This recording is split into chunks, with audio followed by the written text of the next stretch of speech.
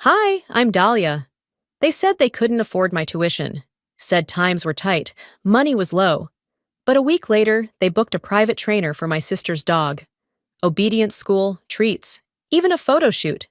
At graduation, they sat in the front row smiling like they helped me get there. They didn't. They stole my college fund, paid for their image, and called it love. What kind of family replaces their daughter with a dog and still wants credit when she wins? Would you want to know what happened next? The envelope was thin, barely heavier than a grocery store receipt. It sat in the mailbox like it knew I'd been expecting it. When I slid my finger beneath the flap and pulled out the letter, there was no drama, no gasp. I'd already memorized the kind of language they used in these notices. Dear Ms. Penn, your account remains delinquent. Failure to remit payment within 14 days will result in automatic withdrawal. I folded the letter in half, then in half again, and walked it to the fridge. It joined a pizza coupon and a quote card that read, "You are the author of your own story." I pinned it there like it was a reminder, not a warning. I didn't cry, didn't cuss. I just stood there a minute longer than usual, letting the sound of the refrigerator fill the silence. The apartment was quiet, save for the occasional groan of the heating pipes. Outside, Lansing's January wind whipped around corners like it was in a rush to ruin something. Inside, I rubbed my thumb over the corner of the letter. One more semester, just one. I reached for my phone and dialed. Not out of hope, habit. Hello? Mom, I got a letter from financial aid, I said calmly, like I hadn't read it 6 times already. They're going to drop me if I don't pay the balance by the end of the month. I just need help covering this last bit. Her voice came bright, upbeat. Oh, honey, I wish we could. Things are a little tight right now. I waited. She continued. Actually, I'm on my way to drop Avon off for his obedience session. The trainer's booked solid. Had to reserve these 6 weeks in advance. I pulled the phone from my ear for a moment. Looked at it, like maybe I misheard. But no. That was her tone. The one she saved for when I was being inconvenient. Got it, I said. Thanks anyway. You're strong, Dahlia. You always figure it out, she added, before hanging up like we'd been talking about my coffee order, not my future. I stared at the wall for a full minute. Then, I went back to my tiny desk and opened my laptop. The tuition balance blinked at me from the screen. Unpaid. It wasn't the no that stung. I've heard that one before. It was the effortless way she said it. Like she was brushing lint off her jacket. Like I was an optional errand on her to-do list. Later that night, as the cold snuck in through the windowsill, I found myself thinking about other times I'd needed them. Like junior year, when I won the regional psychology essay competition and begged them to come to the reception. They said the traffic would be a nightmare. Or when I gave the opening remarks at the department scholarship dinner, and no one clapped louder than the girl's family sitting next to me. Because they were there. Mine weren't. I used to tell myself they were busy, that life just got in the way. But people make time for what matters. And that's the part that finally settled in. Maybe it was never about money. Maybe it was always about priorities. Avon, a Labrador with his own monogrammed collar and Instagram page, was easier to celebrate. He posed for pictures. He didn't talk back. I'd learned to pour myself into work. 2 part-time jobs. Night tutoring. Weekends spent grading freshman essays. I'd cut corners and missed sleep. But none of that ever showed up on their radar. I wasn't asking for a parade. Just a cosigner. Just a little belief. But apparently, that was reserved for dogs and daughters who didn't challenge the family narrative. When I pinned that notice to the fridge, I wasn't just making a reminder. I was marking something, a shift. It wasn't just that I was unsupported. It was that I'd been replaced, prioritized beneath a golden retriever's ability to sit on command. They didn't say it directly. They didn't have to. Their absence filled in the blanks. And as I sat in that cramped apartment, wrapping my scarf around me twice before stepping into the bitter Michigan wind, I whispered what felt like the truth out loud for the first time. I'm not their priority. And that changes everything. By the time the door closed behind me and I slipped my gloves off, the silence in the apartment felt different. Not peaceful, just final. I set my bag down, turned on the lamp, and sat at the edge of the couch like I wasn't quite ready to belong to the room again. My phone buzzed once, then again. I didn't recognize the name on the first alert, but the image told me everything. There, on my screen, was a golden retriever, Avon, his fur fluffed just right, tongue hanging out, flanked by Verena and a smiling man with a clipboard. Day 1 with Paul from Mindful Mutts. Avon is going to be such a gentleman. Sir Family First. I stared at it for a few seconds too long. The caption didn't even sting. It just clarified things. Tight on money, she'd said. Things are tight. It's funny how tight becomes fluid when it's about appearances. Later that week, I picked up an extra evening shift at Westmart, stocking shelves in the back. Fluorescent lights hummed overhead as I counted out packets of instant rice, trying not to let my thoughts spiral. Around 9:40, I moved toward the front to help with restocking batteries when the sliding doors opened. My body knew before my eyes confirmed it. Russell stepped in first, his coat a familiar navy blue, frayed at the cuffs. He looked relaxed. Verena followed, holding Avon on a short red leash, her laughter high and effortless. I ducked slightly behind the seasonal display and watched as they headed not toward my store, but across the street to Sit and Stay Elite. Through the large glass storefront, I saw it all. They talked to the boutique clerk, picked up a monogram treat pouch, and sampled grain-free dog chews. My mother paid in cash. My father held the door and carried the bag of goodies. I stood frozen, half hidden behind a display of half-off winter gloves. They didn't see me. That dog got more attention in 10 minutes than I had in the last year. I finished the shift without incident. Didn't mention it to my manager, didn't text anyone. I walked home slowly. The cold didn't bite anymore. It just sat on my skin like fog. Inside, I opened the fridge and stared at the letter I'd pinned up days ago. The paper had curled at the corners, like it was tired of being ignored. I touched it once, then turned away. My shoes squeaked against the kitchen tile, wet from snowmelt. The sole on the left one had split slightly. I made a mental note to add duct tape to tomorrow's shopping list. My phone buzzed again. Another notification, another story. Avon did so good with Stay. We're so proud. I blinked at the screen, locked it, set it face down. I'd pulled a 4.0 this semester, maintained 2 jobs, carried a senior thesis that was about to be published. But sure, let's clap for Stay. That night, I opened a blank document on my laptop, titled it, Just in Case They Ever Pretend This Didn't Happen. I started logging everything. January 11th, tuition hold letter. January 12th, call to Verena, denied support. January 13th, Avon's trainer appointment posted. January 14th, Verena seen purchasing treats at Sit and Stay. Screenshots, timestamps, quotes. It wasn't for pity, it was for protection. People like them, they rewrite history when it gets uncomfortable. But I would keep receipts. That's when I realized something else. This wasn't a case of being forgotten. They hadn't left me behind. They'd replaced me with something shinier, quieter, easier to clap for. And they did it publicly, smiling, proud. I didn't text back. I didn't call. I didn't even bother to correct the caption. They'd made their choice. So I made mine. It's not the first time I've been invisible, but this time I started writing it down. I'd always been early to these things. Habit, maybe, or some outdated sense of obligation I hadn't figured out how to shake yet. When I pulled into the driveway that Saturday, the house looked exactly the same. Fresh mulch by the mailbox, wind chimes clinking on the porch. Familiar, rehearsed. Inside, Verena was already in motion. She handed me a folded tablecloth without turning from the cupcakes she was arranging. Good, you're here. Can you start setting the dining table? I nodded. Of course I could. There was no small talk, no, how's school, or do you need anything? Just instructions. I'd stopped hoping for the other stuff years ago. By 1:15, I had laid out plates, straightened the chairs, and folded napkins into triangles. The candles were lit on the sideboard.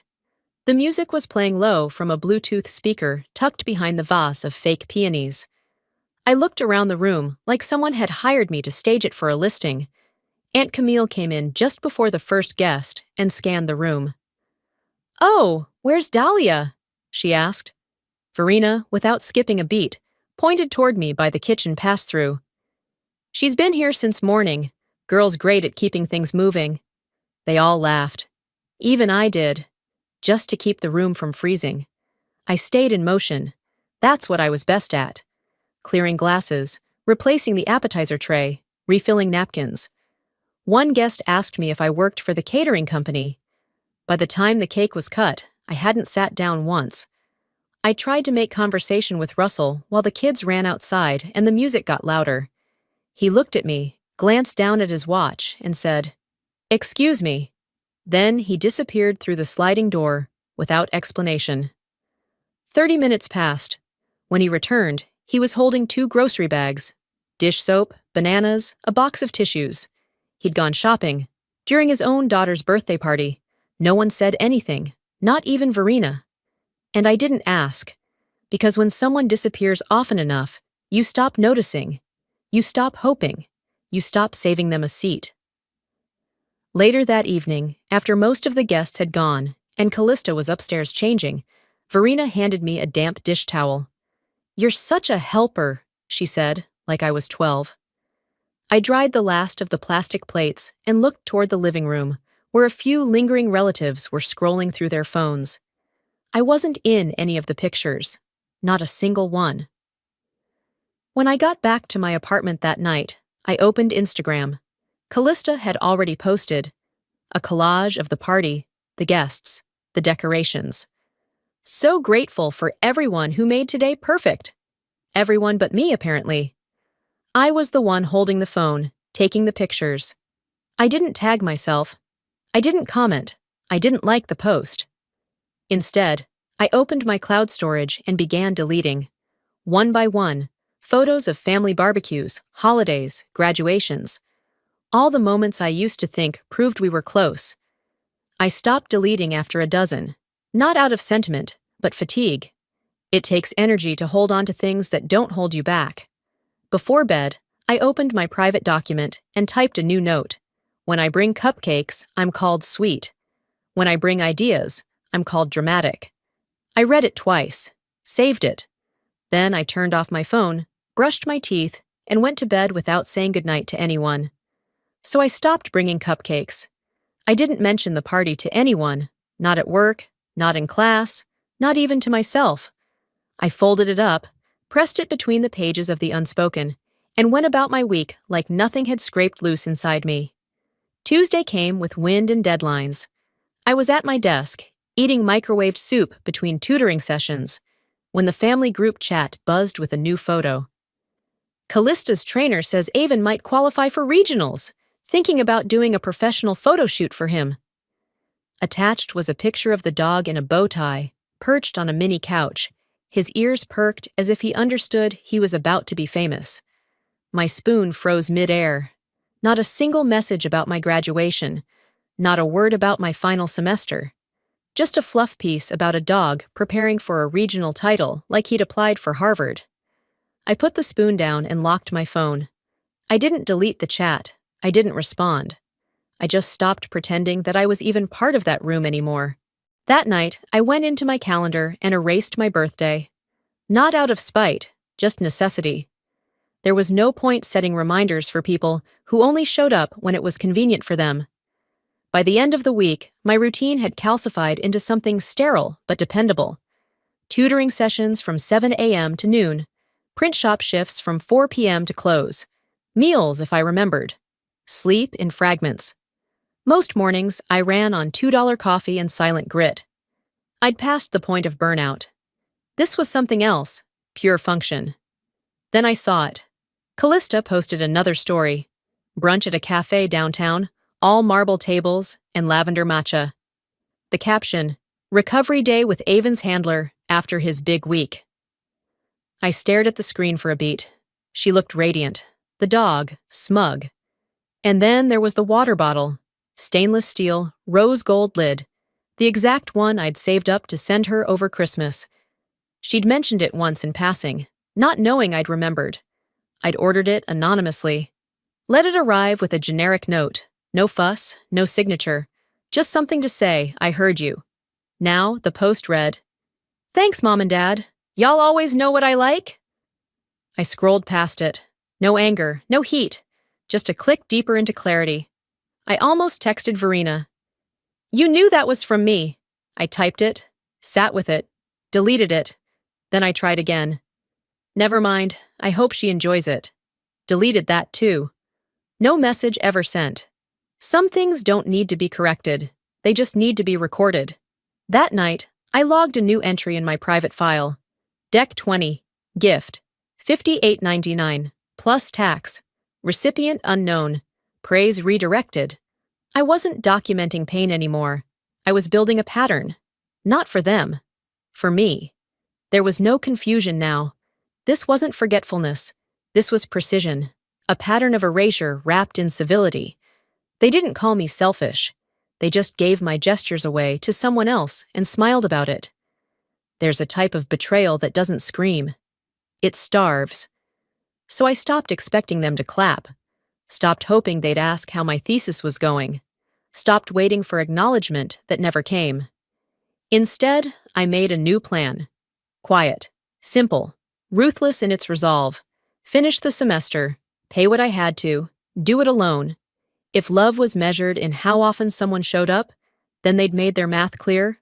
The last memory I shared with them, they gave to a dog. The first time I saw the canvas, it was on Callista's feed.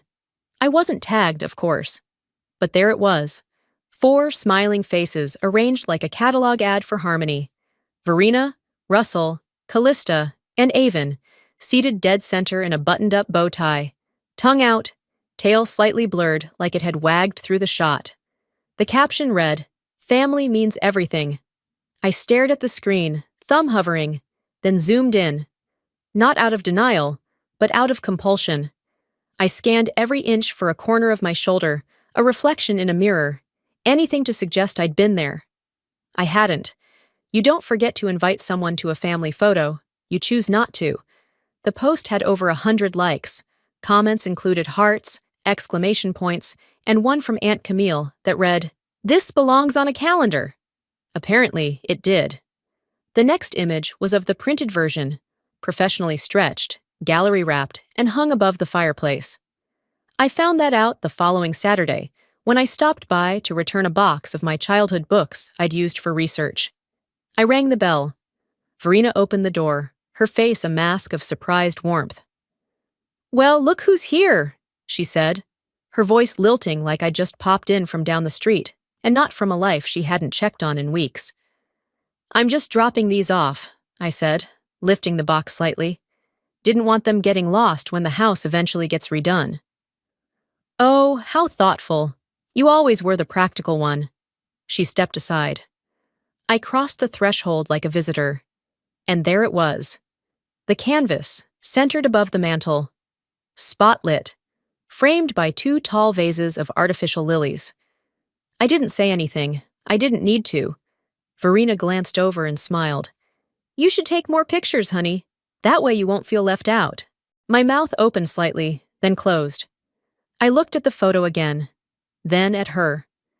I set the box down near the entryway and turned back toward the door.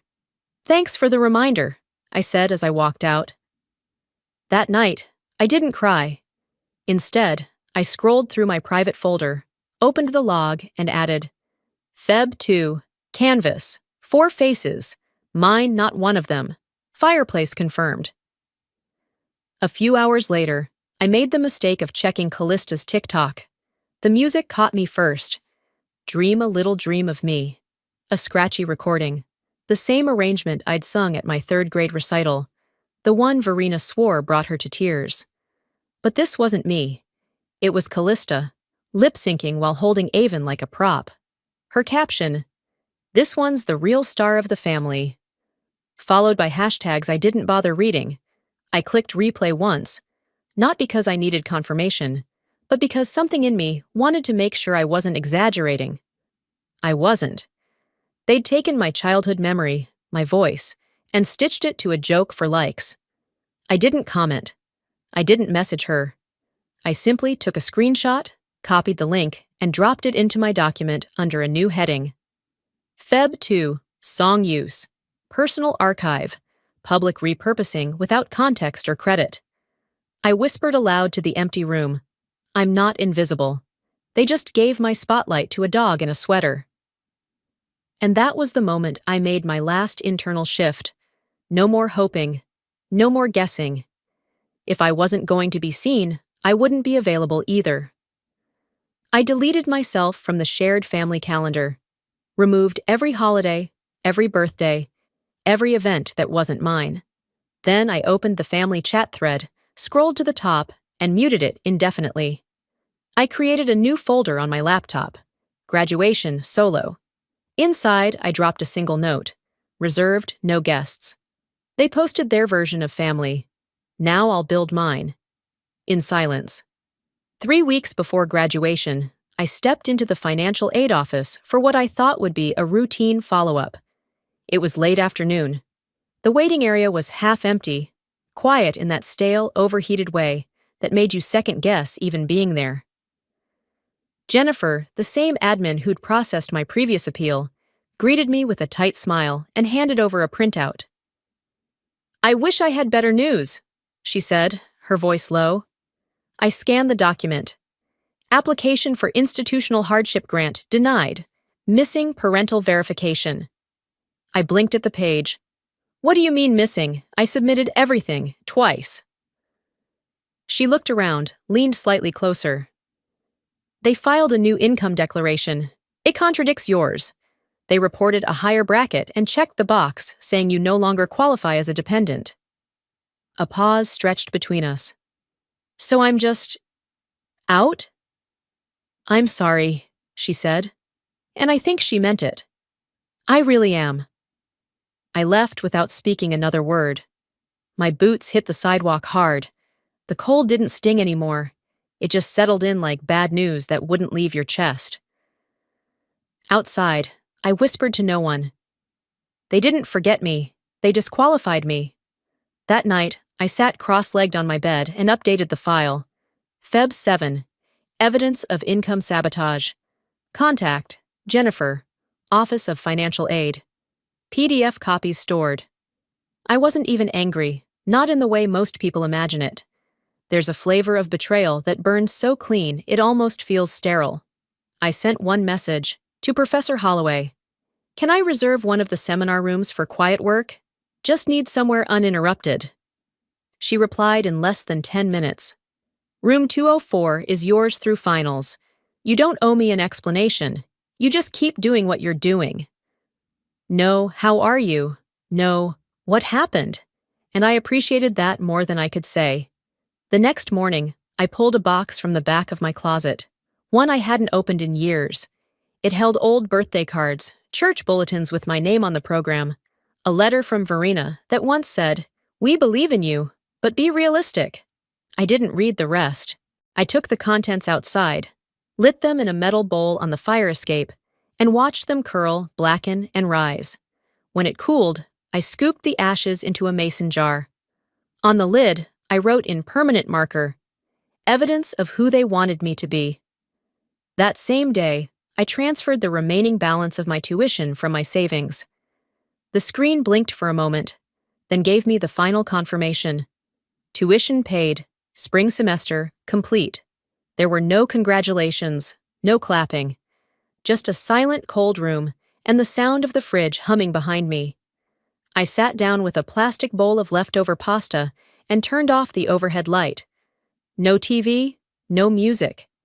Just me, the dark, and a sense of clarity that didn't feel empowering, just necessary.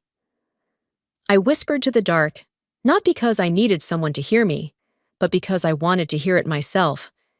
It's not the money, it's the math. I was worth less than the lie. They'd done more than step away. They'd taken me out of the equation. If I wasn't in the family, then they shouldn't be in my future. The next morning, I checked my email out of habit. That's when I saw it. You've been tagged in a post. Not directly, of course. Someone I hadn't spoken to since high school forwarded a screenshot. There, under a glowing article from the local community page, was Callista's face, smiling under a headline that read, "Meet Callista Rhodes, dog advocate, future vet tech, and hometown inspiration." The write-up described her as a young woman raised in a deeply supportive household, who used pet therapy and social engagement to make the world better, one paw at a time. It was glossy, warm, completely made up. At the bottom, the Rhodes family, love, discipline, and the power of positivity. My stomach didn't drop. My fist didn't clench. I didn't feel heat rise into my face. What I felt was clarity, cold and even. They weren't just putting her on a pedestal, they were writing me out of the frame entirely.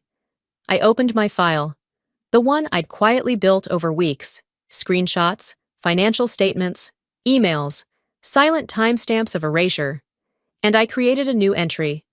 Feb 14, public misrepresentation, community article, archive link plus screenshots, not for revenge, for insurance. They were building a version of us that sold well in public, and I refused to let it stand unchallenged. Not in truth, at least. That same afternoon, an alumni newsletter landed in my inbox. At first, I thought it was another invitation to ignore. But then I saw it. Callista's name, bolded, listed under the upcoming local youth role model nominations. The blurb credited her for family-centered pet care programs and listed Russell and Verena as co-hosts of the upcoming fundraising gala. I looked at the date, Saturday, 7 p.m. I picked up a marker and wrote on my wall calendar, Silent War, 7 p.m. They were preparing to be celebrated. I was preparing to be remembered, accurately. That night, I opened my old budget spreadsheet and read the notes I'd left behind when I was scrambling to pay tuition. One entry caught my eye. I had written it in a rush after leaving the aid office. They gave a dog a future. They gave me paperwork. I didn't delete it.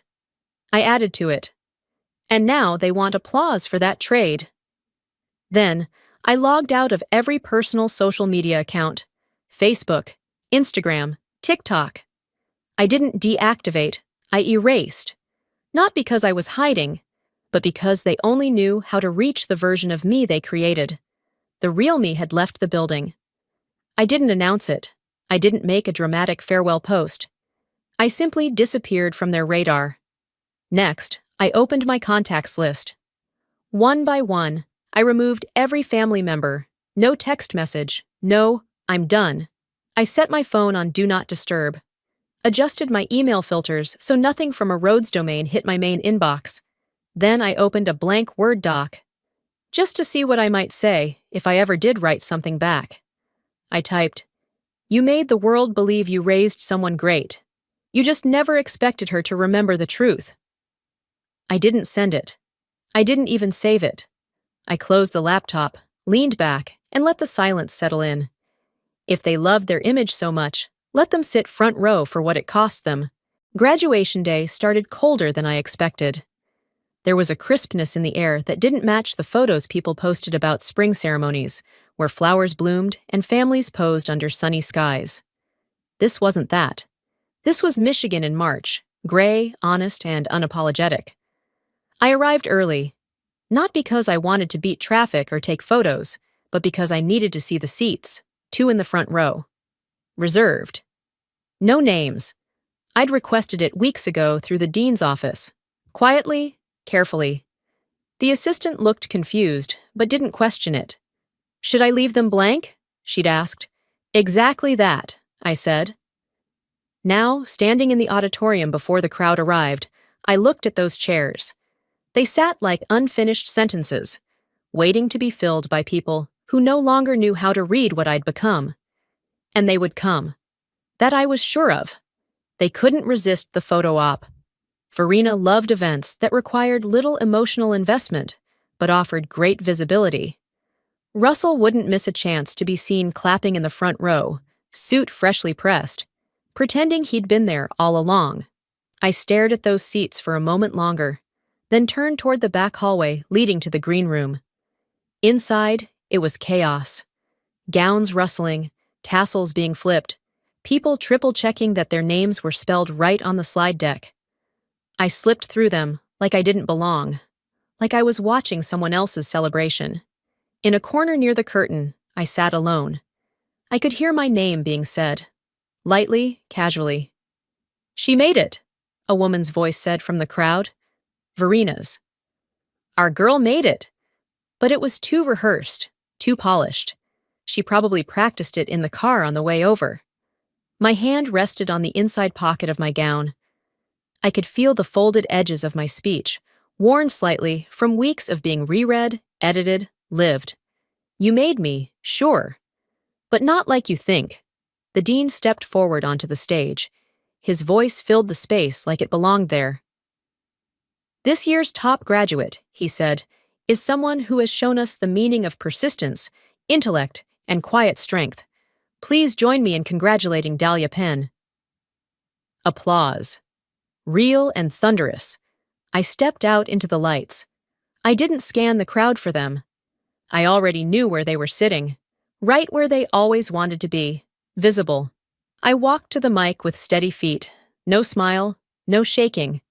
Just a calm I hadn't known I could carry this far. "I didn't get here alone," I began. Pause. "I got here because people saw me when it was easier to look away.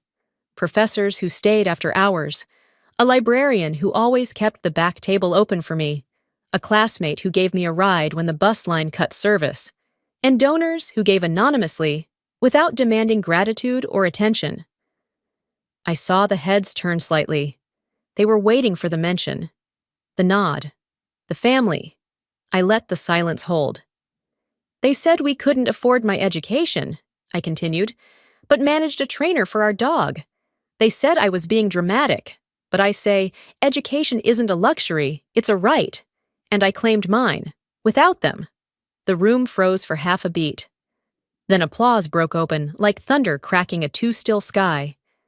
I stepped back from the mic, bowed once, sharply, and walked off. No bowing toward the front row, no polite nods. As I passed the side aisle, I saw Russell halfway out of his chair, hand twitching like he might say something. Verina mouthed something too. "We love you," maybe, or something she thought would land safely in public. I didn't stop. I kept walking. They came for a performance. I gave them a verdict. The hallway behind the auditorium was cooler, quieter, like someone had shut the world off just long enough for me to breathe. I leaned against the wall, hands still damp from nerves I didn't let show. The clapping had stopped, but something heavier lingered in the silence. Sarah, my lab partner, and the closest thing I had to a friend on campus, ducked behind the curtain and spotted me. Her smile was wide, a little stunned. "That was savage," she whispered, half laughing. "I mean, in the best way." I didn't respond, just gave her a nod and a half-hearted smile. That was enough. I didn't go to the reception line, didn't want hugs from classmates who barely remembered my name. I slipped out a side door and took the long way around toward the small room set up for graduates to store their things. Halfway there, I saw them. Russell and Verina. They were standing just inside the open reception space, both holding those little paper flutes of champagne they only ever touched for the photo. Russell had that blank look he used when trying to calculate his next move. Verina's smile was pinned in place, like it had forgotten how to be real. When she saw me, she brightened, or tried to. "Sweetheart," she said, stepping forward. "We were here. That has to count for something, doesn't it?" I didn't answer right away. I reached into the pocket of my coat and pulled out a white envelope. "This is the bill," I said calmly, handing it to her. "The one you didn't cover, paid in full. Not by you. Never needed you." Her hand closed around it like it burned. Russell opened his mouth slightly, then shut it. There was no shouting, no dramatic storming off. Just three people standing too close together with absolutely nothing left to say. I walked away before they could respond. Inside the smaller lounge, one of my professors, Dr. Franklin from senior seminar, found me sipping warm water from a paper cup. "You handled yourself with real grace today," she said, her voice gentle. "The board asked me to let you know. We'd like to feature you in the next alumni magazine as one of our voices of strength." Something in my chest loosened. I nodded. That would be fine. I didn't say much more. I didn't have to. Out in the reception hall, I heard someone laugh too loudly. It was Callista. I recognized her voice even before the sound registered. Later that night, someone sent me a screenshot of her Instagram post. "So proud of my sister," it said. "She's always been dramatic, but brilliant." The comments were a mix of polite praise and curiosity. One, though, stood out. "Was this the speech where she didn't mention y'all at all?" The post was gone within the hour. I walked home alone. The air had turned sharper, and the sky was the kind of dark that doesn't bother with stars. My feet ached, but it was a satisfying kind of pain. Earned. Honest. At my apartment, I didn't change. I didn't even sit down. I opened my laptop, uploaded the video of my speech to my private YouTube account, and typed the caption, "For those who ever felt invisible." Then I hit publish. I didn't text anyone about it. I didn't post it anywhere else. That wasn't the point. They'd been counting on me to leave a spot open for them in the story. But I hadn't. I didn't even leave them a seat. They chose who to invest in. Now they're watching the return on someone else's work. The email came mid-morning, tucked between a bank notification and a promotion for half-price air fryers. I nearly deleted it without reading, but then I saw the name, Mrs. Kim. "Sweetheart," her voicemail began, her tone unsure. "I saw a for sale sign on your parents' lawn yesterday. I didn't want to assume, but I just thought you should know. Are they okay?" I didn't call back. Instead, I opened my laptop, clicked over to the county record site, and typed in the address I used to call home. There it was. Active listing. 3-bedroom, 2-bath. Recent price drop. No photos of the living room wall. No trace of the canvas. 1 week after graduation, I sat across from my attorney in a conference room that smelled faintly of paper and peppermint tea. "Congratulations," she said, sliding the stamped court order across the table. The ruling was clear. Unauthorized withdrawal of educational funds. Breach of fiduciary duty. "They overrode your trust assignment," she said. "Signed forms as if they had your consent, then rerouted the money to pay off personal expenses, including, it seems, a professional pet training company." I didn't flinch. I'd already read the invoices. The judge ordered repayment of the full amount, plus damages. Legal fees, too. "They didn't just bet on the wrong person," my attorney added, packing up her files. "They stole from the right one." That afternoon, I updated the last line in my archive file. Not out of anger, out of record-keeping. Verdict rendered, justice written. I closed the file. I didn't open it again. It didn't take long for the other shoe to drop. By Thursday, a story surfaced on a neighborhood blog. Avon had bitten a toddler during a therapy dog visit at a private daycare. The headline asked, "How far will families go to protect their image?" The comments weren't kind. By Friday, Callista's sponsorship with a major pet brand quietly disappeared from her social media bio. Verina's blog was taken offline for a family hiatus. Russell's name no longer appeared on the website of the consulting firm, where he'd once bragged he was irreplaceable. I didn't comment. I didn't forward links. I just sat in my apartment and made coffee. They were unraveling, not from a single blow, but from the slow erosion of lies that had nowhere else to land. The truth didn't need to scream. It just needed to outlast their version of the story. Messages trickled in.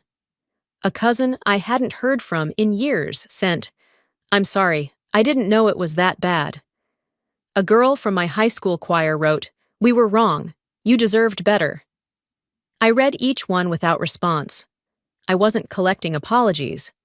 I was protecting my peace. On Sunday, I walked 3 blocks to a second-hand appliance store and bought myself an espresso machine. Not fancy, slightly scratched, but it worked. When I set it up by the window, I poured the first cup and whispered, "To settlements that buy silence, and coffee that speaks louder." I didn't feel triumphant. I felt free. I didn't need them to fall. I just needed them to stop pretending they'd held me up. They were losing what they thought made them important. I had stopped needing them to see me at all. Forgiveness is optional. Boundaries are not. 2 weeks after the verdict, a small box appeared outside my door. No return address, no note, just taped edges and a familiar script on the shipping label. Inside, nestled between crumpled tissue paper, was the silver locket I wore every day in 4th grade, and a folded photograph. Me, at 8 years old, sitting cross-legged on the back porch, Avon curled up beside me, like a shadow that chose to stay. I didn't open the locket, didn't flip the photo over to see if someone had scrawled a memory on the back. I just stared. When someone finally sends you something real, but it's 20 years late, it doesn't land, it echoes. That same afternoon, Verina's name appeared in my inbox. The subject line was 2 words, "Let's talk." The body of the email was longer than I expected. "We know we messed up. Can we talk? Maybe we can start again. We'll come to you. Just tell us when." I closed the message. I didn't delete it, but I didn't reply either. Instead, I texted Professor Holloway. "Coffee?" She answered in less than 5 minutes. "Of course. The little place on Carson?" We met the next day. No fanfare, no awkward small talk. Just 2 mugs, 1 cracked saucer, and a corner booth that didn't demand explanations. "You look tired," she said. "I am." We sipped in silence for a while. She finally set her cup down and folded her hands. "You don't owe them anything, Dahlia. Not even closure." "I keep wondering if I'll regret not giving them a second chance," I said. She tilted her head. "You already gave them the first 50. I laughed. For the first time in weeks, it didn't feel forced. "You've crossed the fire," she said, softer now. "They just weren't there to watch." I took a deep breath, one that reached all the way down. Later that night, I stood in front of the gallery wall in my apartment. Photos of science fairs, scholarship dinners, award ceremonies, all with one thing in common: empty chairs where parents should have been. I took them down, one by one. In their place, I hung Polaroids from study nights, laughing over bad takeout, notes passed in class, photos with lab mates holding coffee cups and whiteboards. I added a printed card in the center. Sometimes the ones who clapped the softest were the ones who saved your life. I stood back. Let it settle. That night, I journaled for the first time in a long while. I'm not angry anymore, but I won't make space for their remorse. If I ever have a daughter, I'll teach her that some applause comes too late, and that's not her fault. I didn't check my phone until morning. Callista had sent a message overnight. "I didn't know what they did with your college fund. I didn't mean to take anything from you. I just didn't know." It was short, foggy, like someone trying to clean a window from the inside without opening it first. I marked it as read, archived it. I didn't feel better, just clearer. Not every boundary needs a speech. Some are just decisions you keep making, day after day, until they become the shape of your life. I don't hate them, but they don't get to follow me where I'm going next. I caught the 9:10 a.m. train out of the city on a Thursday. The platform was half empty, quiet enough that I could hear my own breathing between station announcements. I carried 2 bags, one with my laptop, thesis binder, and a few clothes. The other, smaller, held my espresso machine and a photo of me and Professor Holloway in front of the lab whiteboard, both of us smiling like the world had just let us win something. The train rolled forward slow and steady. I didn't look back through the window. I didn't need to. It had been 3 weeks since the court ruling, 2 since the box with the locket, 1 since I finally shut the last folder tied to my family's name. I stared out at the passing trees, watching as the skyline turned rural. Then rural became unfamiliar. My phone buzzed in my coat pocket. I pulled it out without thinking. It was an auto-forwarded message from an old inbox I'd forgotten to disable. Subject: Mortgage fulfillment, transfer confirmed. The body was short. The home had sold. The proceeds had been used to settle an undisclosed legal debt. Attached was the routing history, a final payment that matched the judgment total, to the dollar. I tapped once, marked it read, and let it slide away. They erased me from their legacy. Now they have to live in what's left of it. The train slid into my new city just past noon. I exited with the rest of the crowd, but didn't feel like part of it. Not yet. At the curb, a driver held a placard with my name, Dr. Dahlia Penn, typed cleanly in black. I hadn't asked them to add the honorific, but it sat nicely there, like a nameplate I hadn't been allowed to claim until now. The ride to the Institute's housing was uneventful. Trees, brick buildings, the occasional crossing sign. It felt like a town I could grow into. My apartment was on the 3rd floor.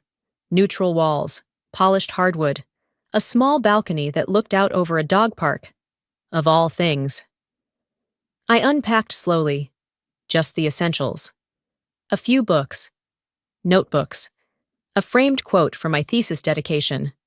Work toward what lasts longer than applause. In the kitchen, I set up the espresso machine on the counter beneath the window. It hissed and sputtered, but worked just fine. There was a folder waiting on the desk, welcome materials from the research team. Inside was a handwritten note from the program director. We're proud to have someone who knows how to work for what matters. We don't hand things out, we notice who earns them. I folded the note once and placed it beside the coffee mug. I didn't smile for anyone, but I smiled. That evening, I sat on the balcony with my first real cup of quiet in months. No phone, no emails, no echo of someone else's version of who I was. Just a woman who had survived being rewritten and decided to write herself whole. I don't want revenge. I want distance. And I have that now. No press interview, no dramatic exit speech. Just clean boundaries, paid bills, and a name they don't get to touch. They taught me the cost of being unseen. I turned that cost into currency and started over.